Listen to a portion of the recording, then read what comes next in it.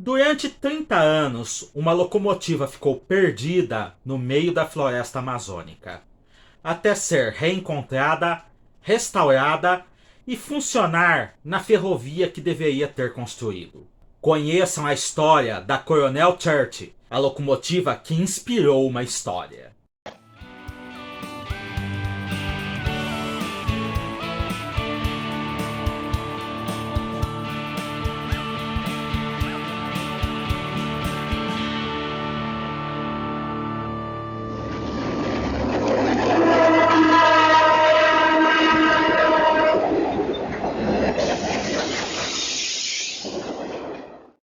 E aí, pessoal, tudo bem? Antes de mais nada, considere se inscrever no canal se você ainda não é inscrito, ativar o sininho das notificações e, se gostar deste vídeo, deixe seu like, pois isso fortalece bastante nossas atividades. Lembrando, nós temos vídeos novos todos os domingos às 17 horas e às vezes de quarta-feira também. Este vídeo foi uma sugestão de nosso amigo General Inverno. Thomas e seus amigos é uma série de histórias infantis e para adultos também, com a temática ferroviária, que começaram a ser escritas em 1945 pelo reverendo Wilbert Awdry e que, a partir de 1984, se tornaram um famoso seriado de TV. Basicamente, mostra as aventuras e brincadeiras de Thomas, uma locomotiva azul do tipo tanque, e seus amigos na ilha de Sodor. I don't know speak English. Nesse local, trens, aviões, automóveis, barcos, todos os equipamentos motorizados têm vida própria e sentimentos, se comunicando com os humanos, que são apenas meros coadjuvantes das histórias. Uma das sagas mais famosas apresentadas pela franquia é a história de Duck, The Lost Engine, que eu vou deixar o link para o episódio completo em inglês aqui na descrição. Numa noite de tempestade, Thomas conta para seus amigos a história de Duck, Falcon e Stuart, três locomotivas de bitola estreita que trabalhavam numa ferrovia mineira. Não é uma ferrovia de Minas Gerais, não. É uma ferrovia de Minas de Carvão mesmo. Quando essa ferrovia fechou, Falcon e Stuart conseguiram rapidamente novo emprego, por serem locomotivas mais novas.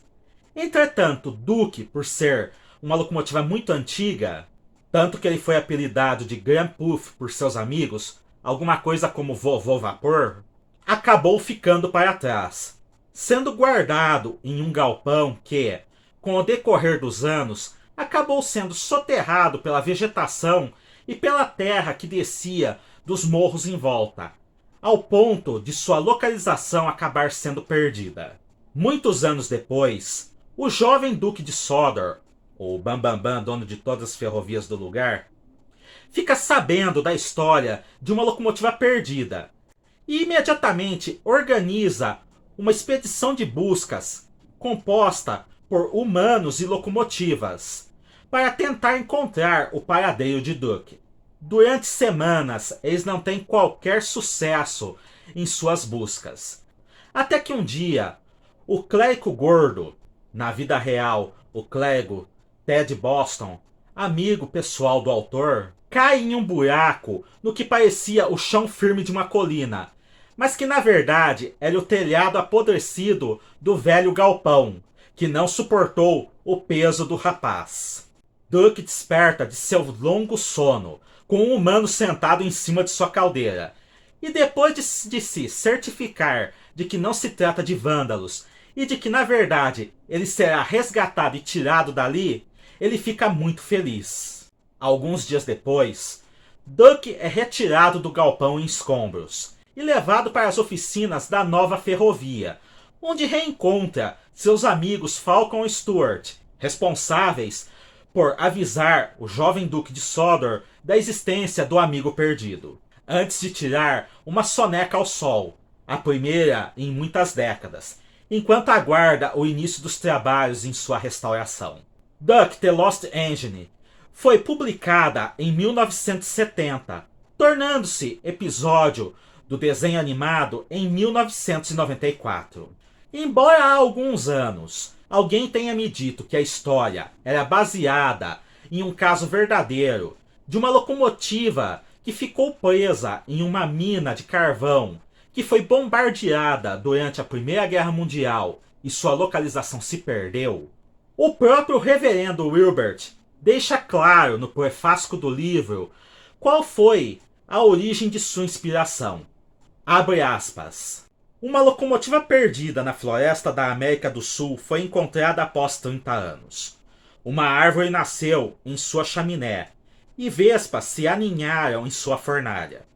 Quando restaurada, fez um bom serviço durante 30 anos. O nome real dessa locomotiva é Coronel Church, e ela deveria ter construído a lendária Estrada de Ferro Madeira Malmoré. Não é minha intenção contar neste vídeo a história da ferrovia, eu posso fazer isso em outra ocasião. Aqui eu vou focar apenas na história da locomotiva a vapor mais famosa de sua frota. Em 1877, o coronel George R. Churchill, que era então o detentor da concessão para a construção e operação da Estrada de Ferro Madeira Malmoré, vai aos Estados Unidos em busca de investidores para tal empreitada. Anteriormente, ele já havia fracassado em uma tentativa de construção junto à empreiteira inglesa Public Works. Através de Franklin B. Gorrell, milionário do ramo do aço, ele contrata a empreiteira P&T Collins, dos irmãos Phillips e Thomas Collins. Era incumbência dessa empresa construir a ferrovia de pouco mais de 300 quilômetros, ligando Santo Antônio do Rio Madeira até a localidade de Guaporé, Guajará-Mirim, na região do Rio Mamoré, sendo que o Sr. Gorrell seria o responsável por fornecer todo o material metálico para as obras, incluindo nisso o material rodante. Ainda em 1877, foi encomendada junto à The Baldwin Locomotive Works uma locomotiva do tipo American 440, que foi chamada Coronel Church, e foi trazida ao Brasil naquele mesmo ano.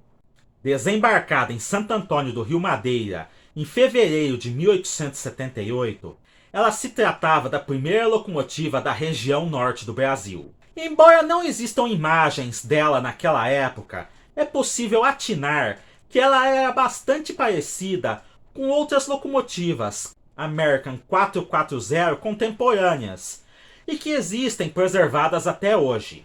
Em 4 de julho de 1878, após muitos contratempos causados pelo clima da região e pelas doenças que eram endêmicas ali, seriam inaugurados os primeiros 3 quilômetros da ferrovia.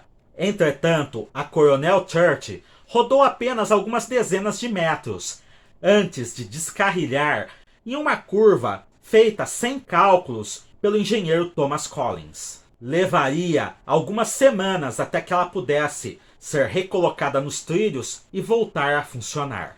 Ao fim daquele ano, com apenas 8 quilômetros de trilhos instalados, ao invés dos 100 quilômetros prometidos, sem dinheiro, com muitas baixas devido à insalubridade do lugar e a debandada em massa dos operários restantes, a P&T Collins abandona as obras para falir.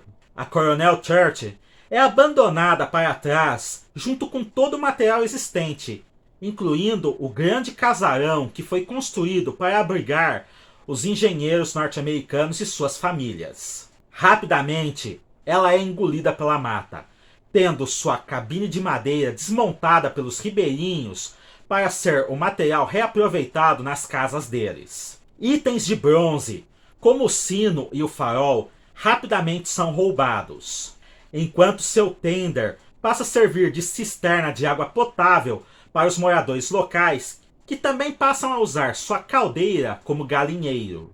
Nos 30 anos seguintes, exceto pelos ribeirinhos de Santo Antônio do Rio Madeira, quase ninguém se dá conta da existência daquela locomotiva abandonada em meio à floresta amazônica. A única menção sobre a existência dela se dá em um relatório feito em 1885 por parte de uma comissão enviada pelo governo imperial ao local para estudar a viabilidade de retomar as obras de construção da ferrovia. Em 1902, com a assinatura do Tratado de Petrópolis com a Bolívia, o agora governo republicano brasileiro se comprometia a construir a EFMM para facilitar o país vizinho a acessar as águas do Oceano Atlântico. Em 1905, é feita a concessão para a construção da ferrovia, que é ganha por uma empresa brasileira. Mas já no ano seguinte, de maneira um tanto nebulosa, ela vai parar nas mãos do empresário norte-americano Percival Farquhar e sua gigantesca Brazil Railway.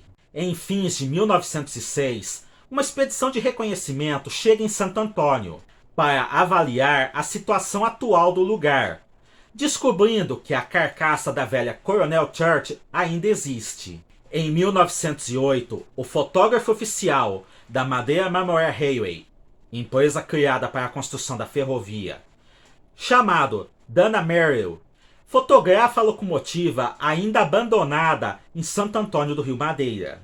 Entretanto, foi nessa ocasião que se aventou a hipótese de retirar a Coronel Church de seu atoleiro para realizar sua restauração operacional. Seu conjunto de movimento ainda estava em razoáveis condições, e algumas partes do longeirão, da caldeira e do tender poderiam ser reaproveitados. Além disso, ainda existia uma grande vantagem. A Baldwin ainda fabricava peças de reposição para locomotivas American 440 mais antigas. Sendo assim, recuperar a Coronel Church custaria muito mais barato do que comprar uma locomotiva nova. Levada em 1909 para as oficinas de Porto Velho, onde a Madeira Marmoré Railway havia instalado sua base, a Coronel Church passa por uma profunda restauração e recuperação operacional no decorrer dos 3 anos seguintes. Foi quando, dentre outras modernizações, ela teve sua chaminé balão original trocada por uma chaminé estreita fina. E teve uma nova cabine metálica instalada no lugar da cabine de madeira desaparecida.